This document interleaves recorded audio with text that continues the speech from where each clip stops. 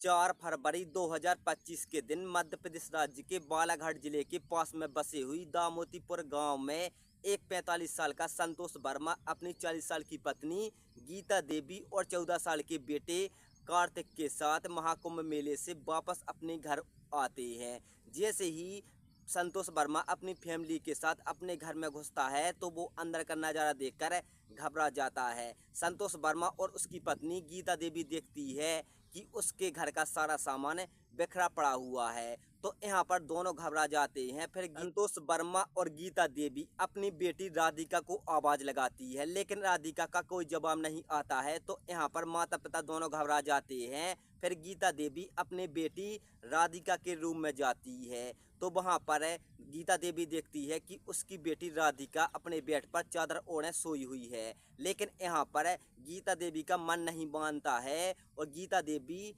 अपनी बेटी राधिका के बेड पर जाती है और उसे जगाने की कोशिश करती है, लेकिन उसकी बेटी यहाँ पर कोई जवाब नहीं देती है, ना ही उठती है। तो गीता देवी राधिका की चादर खींच देती है। चादर खींचने के बाद जो कुछ भी गीता देवी वहाँ पर देखती है उसके होश उड़ जाते हैं, साथ ही उसके पसीने छूट जाते हैं और ज़ोर ज़ोर से चीखने चिल्लाने लगती है। चीखने चिल्लाने की आवाज़ गीता देवी का पति संतोष वर्मा सुनता है और तुरंत अपनी बेटी के रूम में जाता है, तो वो भी जो कुछ भी वहाँ का नज़ारा देखता है उसके होश उड़ जाते हैं। दोनों पति पत्नी देखते हैं कि उसकी बेटी नग्न अवस्था में हाथ पैर बंधे हुए अपने बिस्तर पर पड़ी है, साथ ही वो देखते हैं कि उसकी मौत हो चुकी है। ये देखने के बाद पति पत्नी दोनों चिल्लाने लगते हैं, तो ये आवाज़ पड़ोसी में पहुंचती है, तो पड़ोसी इकट्ठा हो जाते हैं और संतोष वर्मा के घर में आकर देखते हैं कि उसकी बेटी नग्न अवस्था में हाथ पैर बंधे हुए मृत पाई जाती है।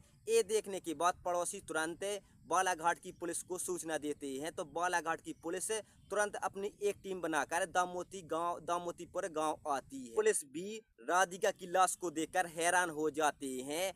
पुलिस राधिका की लाश की जांच करती है, तो पुलिस को पता चलता है कि राधिका की पहले गला दबाकर हत्या की गई है, साथ ही उसके हाथ पैर बांधे गए हैं और उसके बाद उसकी जोरदार पिटाई की गई है, क्योंकि राधिका के बॉडी पार्ट्स पर कई घाव के निशान मिलते हैं। पुलिस तुरंत राधिका की लाश को बालाघाट पोस्टमार्टम के लिए भेज देते हैं। फिर पुलिस राधिका के कमरे की तलाशी करती है, लेकिन पुलिस को वहां पर कोई अहम सुराग या सबूत नहीं मिलता है। फिर पुलिस राधिका के माता पिता से पूछताछ करते हैं और कहते हैं कि तुम कहाँ गए थे जो तुम्हारी बेटी इस हालत में तुम्हें मिली। तो यहाँ पर राधिका का पिता संतोष वर्मा कहता है कि मैं, मेरी पत्नी और मेरा बेटा, हम तीनों महाकुंभ में स्नान करने के लिए गए थे, साथ ही हम अपनी बेटी को ले जा रहे थे। लेकिन राधिका कहती है कि मेरे एग्जाम आने वाले हैं, मुझे पढ़ाई करनी है, तुम लोग चले जाओ। तो हम तीनों लोग चले गए थे और राधिका को पड़ोसियों के सहारे यहाँ पर छोड़ गए थे।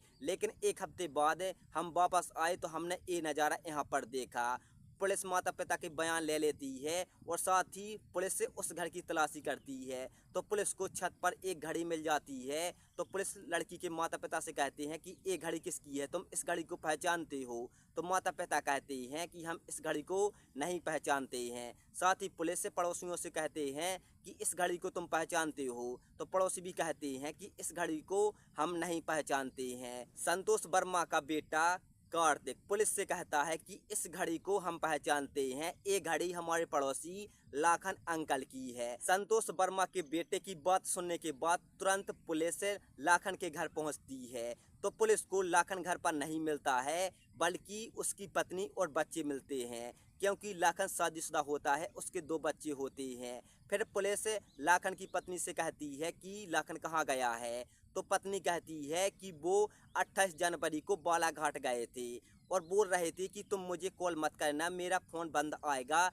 क्योंकि मैं एक कंपनी में काम कर रहा हूं, तो वहां पर फ़ोन अलाउ नहीं होता है बात करने के लिए, इसलिए मेरा फ़ोन बंद रहेगा और जब मुझे टाइम मिलेगा तो मैं अलग नंबर से कॉल करूंगा, तुम मुझे फ़ोन लगाने की कोशिश मत करना, क्योंकि हमारी बात नहीं होगी। तो यहाँ पर पुलिस लाखन की पत्नी के बयान ले लेती है और पुलिस को पूरा शक लाखन पर होता है, क्योंकि लाखन का फ़ोन बंद आ रहा होता है। पुलिस लगातार उसको कॉल करती है, लेकिन उसका फ़ोन बंद आ रहा होता है। फिर पुलिस लाखन की मोबाइल की लोकेशन ट्रेस करते हैं, तो पुलिस को उसकी लोकेशन अंतिम बार भोपाल की मिलती है। तो पुलिस को राधिका के कत्ल में पुलिस को पूरा शक लाखन पर जाता है, लेकिन लाखन एक गलती कर बैठता है। 14 फरवरी को दूसरे कॉल से वो अपनी पत्नी को कॉल लगाता है, तो एक कॉल सीधा पुलिस उठाती है और पुलिस उस नए नंबर की कॉल लोकेशन ट्रेस करती है। तो पुलिस को पता चलता है कि लाखन गोविंदपुरा इलाके में रहता है भोपाल में।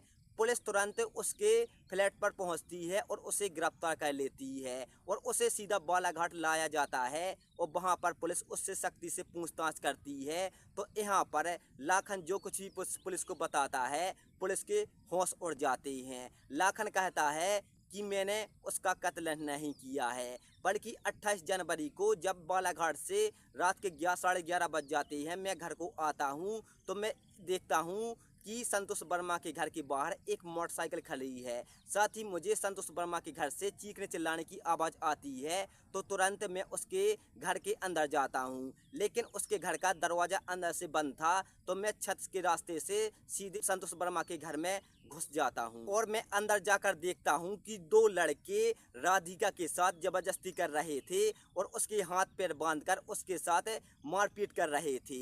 मैं उससे बचाने के लिए जाता हूँ तो वो चाकू और बंदूक लिए होते हैं, तो मैं डर जाता हूँ और बाहर छुप जाता हूँ और उसके बाद वो उसकी इतनी जोरदार पिटाई करते हैं कि वो बेहोश हो जाती है। साथ ही दोनों दरिंदे उसके साथ जबरदस्ती शारीरिक संबंध बनाते हैं। उसके बाद दोनों दरिंदे आगे के रास्ते से भाग जाते हैं। दोनों दरिंदों के भागने के बाद मैं राधिका के कमरे में जाता हूँ, तो राधिका मुझे बेहोश नग्न अवस्था में मिलती है। साथ ही उसके हाथ पैर बंधे हुए होते हैं, तो मेरी हवस जागने लगती है और मैं उसके साथ संबंध बनाता हूँ, लेकिन मुझे पता चलता है कि इसकी मौत हो चुकी है। तो मैं घबरा जाता हूँ और सीधे छत के रास्ते से बाहर भाग जाता हूँ और वहाँ पर मेरी घड़ी गिर जाती है। फिर मैं अपनी बीवी को झूठ बोलकर भोपाल भाग आता हूँ और यहाँ पर छुप जाता हूँ कि पुलिस मुझे पकड़ ना ले। तो यहाँ पर पुलिस लाखन के सारे बयान दर्ज कर लेती है और उसे गिरफ्तार कर लेती है। फिर पुलिस के सामने लड़की की पोस्टमार्टम रिपोर्ट सामने आती है, जहाँ पर डॉक्टर कहते हैं कि पहले राधिका के साथ मारपीट की गई है, फिर उसके हाथ पैर बांधे गए हैं, फिर उसकी गला दबाकर हत्या की गई है। साथ ही उसके बाद दरिंदों ने उसके साथ बलात्कार जैसी घटना को अंजाम दिया गया है। डॉक्टर कहते हैं कि इसकी बॉडी पार्ट से लगभग 50 से 60 ग्राम सीमन मिला है, जो सीमन लाखन से भी मैच हो गया है। फिर पुलिस उन दोनों दरिंदों की तलाश करती है, लेकिन पुलिस को कई दिनों तक वो दरिंदे हाथ नहीं लगते हैं। फिर एक दिन पुलिस को पता चलता है कि वो दोनों दरिंदे राधिका के संग एक कॉलेज में पढ़ रहे थे, जो राधिका से सीनियर होते हैं और आए दिन राधिका को दोनों दरिंदे परेशान करते थे। उन दोनों दरिंदों का नाम संजय और आदित्य होता है, जिनकी उम्र लगभग 20 से 21 साल के बीच में होती है, जो राधिका से सीनियर होते हैं और आए दिन राधिका को परेशान करते हैं। फिर पुलिस उन दोनों दरिंदों को गिरफ्तार कर लेती है और उन्हें जेल में डाल दिया जाता है। दोस्तों, ये केस अभी भी चल रहा है। इसमें अभी तक राधिका के माता पिता को कोई न्याय नहीं मिला है।